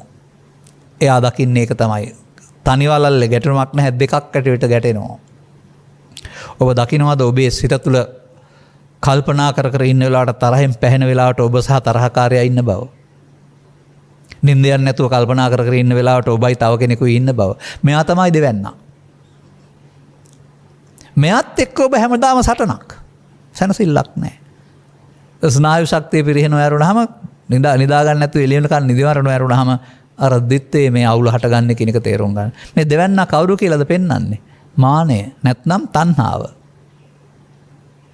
පෘථග්ජන පුද්ගලයා හැම විටම දෙවැන්නෙක් සමග වාසය කරනවලු. ඒක තමයි මේ ගැටුම. ඔබ ඉතුරු වෙන්න දෙවැන්න මරන්න ඕන. අන්න මාන විනය. මේකට මොකද්ද බුදුන් වහන්සේ දේශනා කළ වදාලා වූ ධර්ම න්‍යාය? මට නම් ත්‍රිපිටකය තුල න්‍යාය 5ක් 6ක් 7ක් 8ක් 10ක් පේනවා. එකක් තමයි දුක හේතුව දුකටපත් වෙන හැටි, නැතිව තන මාර්ගය ගැලවෙන හැටි. එකක් තමයි නිත්සුඛ ආත්ම දුකටපත් වෙන හැටි, අනිදුක්ඛ අනාත්ම ගැලවෙන හැටි. එකක් තමයි පාප කර්ම, පුණ්‍ය කර්ම, ධාන කර්ම, කර්ම මාර්ගය, කර්මක්ෂය කිරීමේ කර්මයේ ධර්ම මාර්ගය. එකක් තමයි පමාව දුකටපත් වෙන එක, නොපමාව ගැලවෙන එක. එකක් තමයි අයෝනිසෝ මනසිකාරය දුකටපත් වෙන එක, යෝනිසෝ මනසිකාරය ගැලවෙන එක. ඔය ඕනෑ වදනක් ඔස්සේ තේරුම් ගන්න අපි අතින් සිදුවෙන පමාව අපිට මේ දුක් ගෙනත් දෙන්නේ. ඔන්න ඕක තේරුම් ගත්තාම තමයි ධර්මයේ සරණ වළංගු වෙන්නේ. ඔය කටින් කිසුඳ ගියේ නැති කුඩා කාලේ ධම්මන්තරණං ගච්ඡාමි කීවට නෑ, කවුරුත් ධර්මයේ සරණ කරගෙන නෑ. ධර්මයේ තේරෙන්නේ නැතුව සරණ කරගන්න බෑ. මොකටද ධර්මයේ? මේ ද්විත්වය නිසා පව්පින් සිදුවී උපාදාන වී සසර ගමනක් යනවා. අපාය ගිහින් හරි, දිව්‍ය ලෝකෙ ගිහින් හරි, බ්‍රහ්ම ලෝකෙ ගිහින් හරි ගැලවෙන්න කියලා දෙන්න කෙනෙක් නෑ. බුදුවරු ලෝකේ පහළ වෙන්නේ මනුස්ස ලෝකේ, බුද්ධෝත්පාදයක මිනිස්සුත් බව ලබා සදහම් හමු වෙන්න වෙනවා. එතකොට ඒ අවස්ථාවෙන් අපි මේක කරගන්න ඕන. එහෙනම් සසර දුකක් තියෙනවා, අපාගත උපාදානීය දුක හැමතැනම තියෙනවා. මිදෙන්න ධර්මයේ සරණ කරගන්න ඕනේ. සසර දුකින් මිදීමට සරණ කරගත්තොත් ධර්මයේ තේරුම් අරගෙනද පුංචි ළමෙක් ධම්මන්තරණං ගච්ඡාමි කිව්වේ? නැත්ත. මා දකිනවා අපේ බෞද්ධ පින්නතුන්ට අලුතෙන් දවසක් එනවා. මෙන්න ධර්මය, මම මේක සරණ කරගන්නවා. මගේ හිතේ තියෙන දුකට හේතු අයින් කරන්න.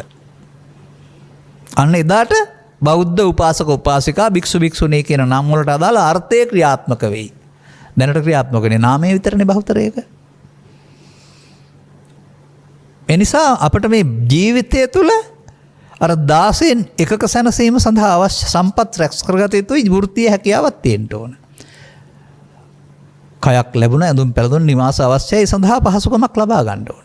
100%ක්ම ඒක නෙවෙයි ජීවිතය. අපි හිතන් ඉන්නේ 100%ක් මේක කියලා. ඒ නිසා දරුවන් පාසල් වල, තාක්ෂණයේ පන්තිවල සේරම උගතෙක් බුද්ධිමතෙක් විතරක් කරන්න කල්පනා කරන්නේ. හැබැයි මේ උගත්තු බුද්ධිමත්තු ආත්මාර්ථ වෙලා අම්මා තාත්තා ඇතැල්ලා රට යනවා. පන්තියේදී යාළුවට පිහියෙන් අල්ල මරනවා. පිටිපස්සෙන් ඇවිදින් පිහියෙන් අල්ල මරනවා. ඔය ආත්මාර්ථකාමීත්වය එළියට එන හැටි. එඳත් ඔය ඒකපාක්ෂික උගත්කම යහපතක් සලසන්නේ නැහැ, වෘත්ති හැකියාවක් විතරයි. මොකද චිත්තාභ්‍යන්තරයේ ලෝභය, දේශය, මොහය, ඊර්ෂ්‍යාව වැඩෙනවා නම් හුදුකටපත් වෙනවා. ඒ නිසා ආණ්ඩුවලටත් වැරදිච්ච පැත්තක් තියෙනවා. ඔය මඩියේ පඤ්ඤාසයේ මහානාහිමියන් වැඩ ඉන්න කාලේ උන්වහන්සේ තුල තිබුණ ලස්සන උදාහරණයක් මට මතක් වුණ වෙලාවට මම කියනවා. ඒකට කියන්නේ මිනිසා හදා රට හදමු කියලා. ඒක ලස්සන දර්ශනයක්. ඔහොම නෙමෙයි ඒක තියෙන්නේ. උන්වහන්සේ ළඟ තියෙනවා ඒකට කතාවක්. මොකද්ද? පින්තූරයක් තියෙනවා කොලේක. මේ පින්තූරේ එහා පැත්තේ තියෙන පෘථිවිය රූපේ. පෘථිවිය. ඒක ඉතින් ඉරි ගොඩාක් තියෙනවානේ. අනිත් පැත්තේ තියෙන්නේ මනුස්ස රූපයක්. දැන් මේක කවුරු හරි ඉරලා දානවා. කෑලි කෑලි වලට. දැන් ඉතින් ළමෙක් අරගෙන මේක අලවන්න බලනවා. බලුවහම ගංගා මූදු ඔක්කොම එක වගේ පැත්ත අලවන්න බෑ. අනිත් පැත්ත හරවලා බලපුවම ඇහැ කන නාසය අතපය අලවන්න පුළුවන්. හොඳට ඇහැයි කනයි නාසය අතපය අලවලා අනිත් පැත්ත බැලුවොත් ලෝකෙ හැදිලා ඇති. ඕකයි ඔය දර්ශනය මිනිසා හදාරට හදමු. ඔක බුදුදහමේ දර්ශනය. ඒ නිසා මේ මිනිස්කම කියන එකක් තියෙන්න ඕනනේ. බුදු සමයෙන් පෙන්වන්නේ ජීවිතය තුළ උපරිම මිනිස්කමක්. එවිට සතෙකුට, පරිසරයට, ගහට වැලට, විරුද්ධවාදියෙකුට එහෙම නැත්නම් මේ අනිකුත් මොනවටවත් හානියක් කරන්න බෑ. ආදරය කරනවා කියන්නේ ඒකනේ. කොහොම මේ ආත්මාර්ථකාමීත්වය තුළ ඒකද තියෙන්නේ අද? දැඩි ආත්මාර්ථකාමීත්වයක් නෙවෙයිද පෙන්වන්නේ? මම පොඩි කතාවක් කියන්නම් ඔබ දන්න දෙයක් මේක. හැබැයි මගේ අවධානය යොමු වුණා මේකට. මම බලන්නේ මට හම්බෙන් ඔබ දැකලත් ඇති. මේක චිත්‍රපටයක් වෙන්නට පුළුවන් සමහරට සැබෑ රූපගත කරපු එකක් වෙන්න පුළුවන් අව්‍යාජ එකක් වෙන්න බෑ. නමුත් අව්‍යාජ වුණත් උදක්කමක් නැහැ. මේ දර්ශනයේ තියෙන්නේ සාගරයේ මැද බෝට්ටුවක් යනවා. මේ බෝට්ටුවේ ඉන්නේ කාන්තාවන් දෙදෙනෙක්. ඔවුන් මේක අක්‍රිය කරනවා. යමක් දැකලා. දැන් කැමරාවෙන් පෙන්නනවා සුනකෙක් එනවා පිටක නැගිලා ඩොල්ෆින් මාළුවෙකුගේ. ඩොල්ෆින් මාළුවා කොන්ද උඩ ඉන්නේ දැන් වතුරෙන් උඩට කොන්ද යන්තම් තියන් ඉන්නවා. අරයා බලන් ඉන්නවා තෙමිලා හොඳටම. මේ ඩොල්ෆින් මාළුවා ඇවිදින් මෙන්න බෝට්ටුව ගාවට ඇවිදින් ඉඩ දුන්නාම ඌ පනිනවා බෝට්ටුවේ අතට. පැනලා මේ දෙන්න අතර දැන් සංවාදේ පෙන්නනවා. අතින් කියනවා මෙයා මාව බේරගත්තට ස්තුතියි කියලා සුනකයා. පුළුවන් නම් කියාවි අපි වගේ. අරයා වතුර උඩට ගිහින් පැනලා ඩාන්ස් එකක් දාලා පෙන්නලා ඔයා බේරුණා නේද? සතුටුයි නේද කියලා අහනවා. ළඟට මුවට මුව තියලා අහනවා. මම දැක්කේ මේකෙන් මේ සත්තුන්ට තියෙන ගෞරවය සතෙකුට කරන මේ ආදරය කෝ මිනිස් සමාජයේ නැත්තේ ඇයි? ඇයි ඩොල්ෆින් දන්නවා මේ මල යට ගියොත් මැරෙනවා කියන සුනකයා. වතුර උඩ තියාන අරන් එනවා. කොච්චර අගේ කළාද මේ ජීවිතේ? අපි උපදින්න දරුවෝ මරනවා. ගව සම්පත විනාශ කරනවා මස් කන්න ගිහිල්ලා. කෝ අපි ළඟ තියෙනවද අර සත්තු ගාව තියෙන මේ ජීවත් වීමේ අයිතිය පිළිගැනීමවත්? මම මේක සමාජයට යොමු කරනවා නිසා. නමුත් දරුවෝ මේක දැක්කොත් එහෙම අපේ රටේ තියෙනවනේ මේ පිහියෙන් ඇල්ලලා ලේන්න මරණ එක සතුටක් පින්කමක් විදිහට පෙන්නනවනේ සමහර විට. සත්තු අර මොකක්ද අර සත්තු අපිට පෙන්වන්නේ? මට වගේම නුඹටත් ජීවත් වීමේ අයිතිය තියෙනවා. මම නුඹේ ජීවිතේ බේරාගත යුතුයි. මේක දරුවන්ට ඉස්කෝලේ හැමදාම පෙන්වුවත් කමක් නැහැ කියලා මට හිතෙනවා. මම දැක්ක නිසා මේක කියන්නේ දැනගන්න. අන්න ඒවෙන් පාඩමක් ඉගෙන ගන්න ඕන අපි. මේ බුදු සමයෙන් පෙන්වන නෙවෙයිම මරුණෙන් පස්සේ ලැබෙන එකක් හරි අනාගත බුදුහාමුදුරන්ගේ සාසනය නිවන් දැකලා අද රට හැදෙන්නේ නැහැ. අද රටේ මිනිස්සු ඊර්ෂ්‍යාව, ක්‍රෝධය, වෛරය නැමැති මානෙන් මිදෙනකොට රට හැදෙයි. ඒකයි මෙතන මාන විනය කියලා කතා කරන්නේ. එනිසා මෙන්න මේ හටගත් හැඟීම් පරවස කටයුතු කිරීමේදී තමයි මම වෙලා දිනන්න යන්නේ. හැඟීම් පරවස කටයුතු කරන්නේ නැත්නම් මේක අනාගත ඵලයක් උපදින්න හේතු ඉතුරු නොවී අවසන් වෙනවා. ස්කන්ධ පංචකය හටගෙන හේතු ඉතුරු කොට අවසන් වීම පමාවයි, හේතු ඉතුරු නොකොට අවසන් වීම නොපමාවයි. අන්න අනිත්‍ය භාවිතය කියන්නේ මෙතෙන්ට. මේක තමයි මාන විනය. මම මරා දාන්න ඕන අපිව ජීවත් සිටියේදී. ලෝභය, දේශය, මෝහය අරමුණු උපාදාන කර ගැනීමෙන් හැදෙනවා නම් උපාදානය කරගන්න නැත්නම් ඒවා මැරෙනවා. අන්න ඒකට කියනවා මාන විනය කියලා. මේක මේ ධර්ම දේශනාවක් තුළ ආගට ඇවිදින් එකපාරට පැහැදිලි කරලා දෙන්න කාලයක් ලැබෙන්නේ නැහැ අපට. නමුත් අපේ දේශනා තුළ මේක පවතිනවා. ඒ නිසා අපි හිතට ගන්න ඕන තථාගතවරුන් පහළ වීම තුළ ලෝකයට ධර්මයේ විවෘත වීම තුළ මොකක්ද එහෙනම් ආශ්චර්යය? එහෙනම් පරිසරය ආරක්ෂා වෙන්න ඕන. සතුන්ගේ ජීවිත ආරක්ෂා වෙන්න ඕන. මිනිමැරුම් නැති වෙන්න ඕන. හොරකම් නැති වෙන්න ඕන. රාජ්‍ය ගසාකෑම් නතර වෙන්න ඕන. කුඩු වෙළඳාම නතර වෙන්න ඕන. ඒකනේ මිනිසත්කම් පිළිගැනීම කියලා කියන්නේ. ඒකක්වත් තියනවාද මිනිස් සමාජයට යහපතක් සිදු වෙන කාරණා? ආත්මාර්ථය නෙමෙයිද තියෙන්නේ? කුඩු වෙනකල මිනිස්සයා Tamanda සල්ලි හම්බුණෙන් අනිත් ඔක්කොම මැරුණට කමක් නැහැ කියලා නෙමෙයිද හිතන්නේ? වීලා. ඒකේ තියනවාද පරාර්ථයක්? එතකොට අර සත්තු දෙන්න ගාව තියෙන සම්බන්ධතාවය තිබුණාද එතන? අන්න එහෙම සමාජයට වෛර කරන්න බැරිකමට මනුස්සකම කියලා කියන්නේ. ඒකටයි බුදු සමය ආදරය කියලා කියන්නේ. එඳා බුදු සමයෙන් පෝසත් වෙන මිනිසුන් සමාජයට ආදරය කරනවා. කවුරුත් නසන්ඩ වනසන්ඩ රට ජාති ආගම මොකක්වත් වනසන්ඩ හිතන්නේ. මොකද මේ මානය එන්නේ නෑ, මඤ්ඤමානය එන්නේ නෑ. මානය වෙනුවට මාන විනය පාවිච්චි කරනවා. මාන විනය කියන එකේ තේරෙනම් අප ජීවත්ව සිටදී මමත්වය මරා දැමීම. මේ මමත්වයට කියන නම තමයි සක්කාය දිට්ඨි. අර ඇහැට කනට පහළ වෙන රූප වේදනා සංඥා සංකාර පහට එන දේ මමත්වයෙන් ගැනීම සක්කාය දිට්ඨියයි. බුදුසමයේ පළවෙනි පාර සක්කාය දිට්ඨිය කඩන්න ඕන කියන එක නේද? ඉතින් සක්කාය දිට්ඨිය ඔහම තේරුම් ගන්න නැතුව කැඩෙනවද? පාඩම් කර කර ලියලියා හිටියට අන්න එහෙම දෙයක් තියෙනවා අපිට මේ කාරණාවේදී. ඒ නිසා අපිට ධර්මය කියන එකේ මිනිසා වෙනස් වෙනවා. එතකොට අර බයිබලයෙන් උපුටා ගත්තොත් කොටසක් ස්වර්ගයට යන්න පොඩි දරුවෙක් වෙන්න ඕන කියලා කියමනක් තියෙන්නේ. ශරීරයෙන් පොඩි වෙන්න ඕන කියන එක නෙමෙයි. දරුවාගේ වගේ මනස සුන්දර වෙන්න ඕන කියන එක. අන්න ඒ වගේ අපටත් මේ වයසත් එක්කලා ලෝභයෙන්, දේශයෙන්, මෝහෙන්, ඊර්ෂ්‍යාවෙන්, ක්‍රෝධයෙන්, වෛරයෙන් අපි අහංකාරයන් හදාගත්ත ටික ඔක්කොම මැරෙන්න ඕන. එතකොට අපි ළඟ මිනිස්කම ඉතුරු වෙනවා. ඒ මිනිස්කමේ සුවඳ සමාජයට හිත කරයි. පරිසරයට හිත කරයි. සතුන්ට හිත කරයි. පාලනයට හිත කරයි. මව්පියන්ට හිත කරයි. දරුවන්ටත් හිත කරයි. දැන් දරුවන් බිහි වෙන්න ඉස්සෙල්ලා වැඩිහිටියෝ මරනවා මව් කුස තුල. මව්පියන් දක්කනවා ලක්ෂපති කෝටිපති වෙලා වැඩිහිටි නිවාසවලට. මේ අපේ බුදු සමයේ යථාර්ථය. ධර්මයේ තේරෙන්නේ නැති ආත්මාර්ථය, එහාමේ යථාර්ථය. මෙන්න මේක වෙනස් කරන්න අපිට ධර්මය අවශ්‍ය වෙන්නේ. එබැවින් තථාගතයන් වහන්සේ මේ දේ දේශනා කරනකොට පුද්ගලයාට තේරුණාම ඔහුගේ චරිතය වෙනස් වෙනවා. අඟුලිමාල 1000ක් මරලා වෙනස් වුණේ ඇයි? හොරු 500 මිනිමරමින් හොරකම් කරමින් ඉඳලා ඇයි වෙනස් වුණේ? අර වෙනස තේරෙනවා. තේරුම් ගත්ත ගමන් පරිවර්තනයකට. මේක තමයි බුදු සමයේ විප්ලවය. මේක තමයි ආශ්චර්ය අద్භූත බව. දැන් ඔහු තමන් ළඟ උපදින්නා වූ මේ දුෂ්ට ගතිගුණ ටික මකා දාන්නට බුදුදහමේ ගන්නන්නා වූ සංස්කාරයන්ගේ අනිත්‍ය නම් වූ ධර්මයේ සරණ කරගනිමින් තමන් ක්ලේශ ප්‍රහීන කරනවා. ක්ලේශ ප්‍රහීන කරනවා කියලා පෙන්නන්නේ. එතකොට තමයි සැබෑ මනුස්සකම උපදින්නේ. මේ වර්තමාන සමාජයේ තේරුම් ගන්න පුළුවන් අය සඳහා යෝජිත සහ නිර්දේශිත දෙයක්.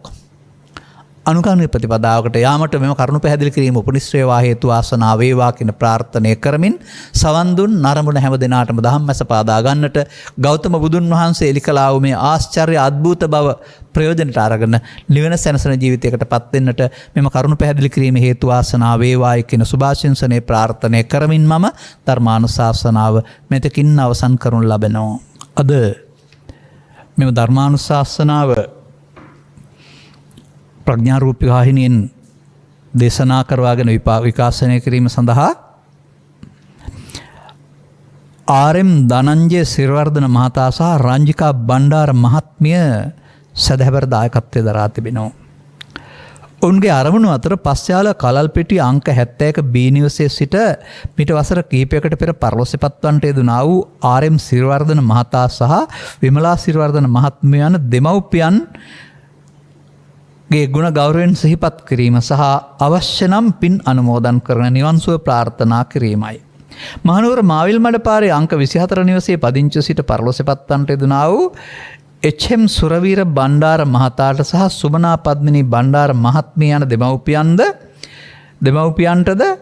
මෙම ධර්ම දානමය පුණ්‍ය කර්මයෙන් ආනිසංසයන් හේතු කරන පරලෝ ජීවිත සුඛී සුවපත් වී නිර්වාණාභෝධය පිණිස මෙම ධර්ම දානයේ හේතු වේවායි ප්‍රාර්ථනා කිරීමත් තවත් අරමුණක් වෙනවා. දැනට නිවසේ රෝග අතරේ සිටින්නා වූ අයට ඉක්මන් පූර්ණ සුව නිරෝගී සුව ලැබීමට චිරජීවනය ලබා ගැනීම සඳහාත් මෙම ධර්ම දානමය පුණ්‍ය කර්මයේ ආනිසංසයන් හේතු වේවායි කියලා ප්‍රාර්ථනා කරනවා. අනුග්‍රහක බෞතුන් වශයෙන් ධර්ම දේශනාව කරවා ගැනීමෙන් දහම් පඬු පූජා කිරීමෙන් ධර්ම ශ්‍රවණයෙන් ජනිත කරගත්තා වූ ආනිසංසයන් මත පිහිටා ඉහතින් සඳහන් කළා වූ පරලොස්සපත් මව්පිය යුවල ඇතුළු පරලොස්සපත් ඥාති වර්ගයා සිහිපත් කරගන්න. පරලෝකීය ගමනේදී ඔවුන්ට පිනින් මද තැනකටපත් වුණේ නම් පින් සම්පූර්ණ වීමටත් එහෙම නැත්නම් ඔවුන් ඔබ වෙනින් කළ මෙහෙවරට උපහාරය පිණිසත් හේතු වේවා. පිනින් මත් ජීවිත පිනින් පුරවාගෙන දුකට පත් ජීවිත දුකින් අත මුදවාගෙන මතු උපදිනා භවයකදී මිනිසත් භව ලබා බුද්ධ ආදී මහෝත්තම කල්යාණ මිත්‍ර සේවනයන් ලබා මේ ආශ්චර්ය අద్భుත ධර්මයේ තේරුම් ගන්නට ලැබීම තුළින් ඔවුන්ටත් සකල දුක්ඛයන්ගේ නිමාවන්නා උතුම් නිර්වාණ සෝයෙන් සැනසෙන්නට හේතු ආසනා වේවායි සාදු කියලා ප්‍රාර්ථනා කරන්න. රෝගී වාසය කරන්නා වූ යමෙක් ඇතනම් ඔවුන්ට නිදුක් නිරෝගී සුව සහ චිර ජීවනයේ පිණිස හේතු වේවා. අනුග්‍රහක බෞතුන් වශයෙන් කටයුතු කළා ඔබටත් සවන් දුන් හැමටත් මේ ආවෝදය මෙලොව වශයෙන් නිදුක් නිරෝගී සුව සහ චිර ජීවනයේ පිණිස හේතු වේවා. යන්නේන ගමන් බිමන් රැකියා ආදී කටයුතු යහපත් අනාගත බලාපොරොත්තු දරුවන්ගේ අධ්‍යාපන කටයුතු සඵල වේවා. රෝග පීඩා දුරු වේවා. කල්යාණ මිත්‍ර සෙනෙහගේ වැටහෙවා. ත්‍රිලක්ෂණ වැනි දහම් කරුණක ගැඹුර වටහා ගැනීම තුළින් ඔබටත් සකල දුක්ඛයන්ගේ නිමාවන්නා වූ උතුම් නිර්වාණ සෝයෙන් සැනසෙන්නට හේතු ආසනා වේවායි සාදු කියලා ප්‍රාර්ථනා කරගන්න. සබ්බීතියෝ විවජ්ජන්තු සබ්බ රෝගෝ විනස්සතු මාතේ බවත් අන්තරායෝ සුඛී දීඝායුකෝ භව. හැම දිනාටම තෙරුවන් සරණයි. බුද්ධම්